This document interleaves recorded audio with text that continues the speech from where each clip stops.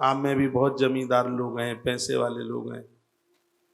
देसी गाय की पहचान उसका ठांटा होता है, उसके ऊपर महादेव बैठता है, उसके थनों में समुद्रों का वास होता है, उसकी नासिका में अश्वनी कुमार और जिह्वा के ऊपर बासुकी नाग होता है। जिसको गैया चाट ले उसके ऊपर सर्प का विष नहीं चढ़ता, सर्प का विष नहीं चढ़ता उसको, जिसको गाय चाट ले। भगवान की कृपा से गौ माता मुझे चाटती रहती है, इसलिए सांप भी बहुत प्रेम करते रहता है। मैं आदमी ही हूं आपकी तरह, लेकिन भगवान की कृपा से मुझे विष नहीं चढ़ता। एक दिन मैं बोला था ना, मुझे 5 बार जहर दिया गया लोगों के द्वारा, और सही है गलत नहीं है।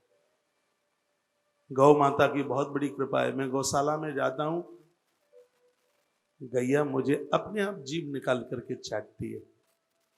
उसकी जिह्वा पर बासुकी है, उसकी जिह्वा पर बासुकी है, उसकी जीभ पर बासुकी नाग है। गैया की पूंछ से झाड़ा भी लगवाओगे तो बच्चों को नजर नहीं लगेगी। गाय तो इतना बड़ा अस्पताल है, तीर्थ है गाय। गाय में सभी देवता वास करते हैं। गैया का मूत्र और गोबर जहां गिरता है, सांप किनारा कर जाते हैं वहां से, किसी को दंशन नहीं करते। इतनी बड़ी महिमा गौ माता की है। पहले के जमाने में घरों की लिपाई होती थी। क्यों लिपाई होती थी? क्योंकि सांप बिच्छू ज्यादा निकलते थे, इसलिए उसको विष मुक्त किया जाता था। स्थान को गौ माता के गोबर से लीप करके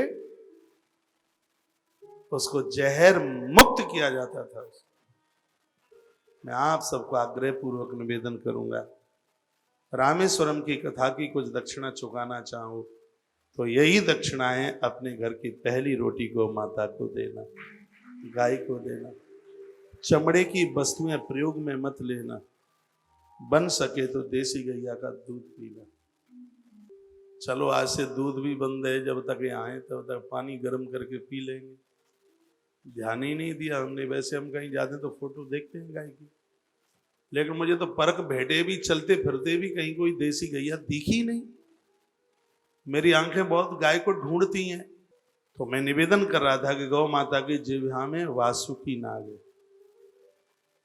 जब भी कभी गौशाला जाओ तो गौ माता के सामने अपने बच्चे को खड़ा कर दो, गैया चाटेगी बिल्कुल। वो अपने बच्चे को कितना साफ सुथरा कर देती है, चाट चाट करके। गाय तो वह देव है जो सर्व प्रकार से आपके कल्याण की कामना करती है। ऐसी गौ माता जो जिसको देव माता कहा गया है, जिसके बिना यज्ञ पूरे नहीं होते, जिसके बिना कन्यादान भी पूरा नहीं होता। जिन्होंने बेटियों का विवाह किया है, बेटी को गाय ना दी हो, कहां दी होगी? बेटी तो बड़े फ्लैट में, बड़े शहर में रहती है। बिटिया के नाम की गैया किसी गौशाला में, ऐसी गौशाला में जहां गाय मरती ना हो।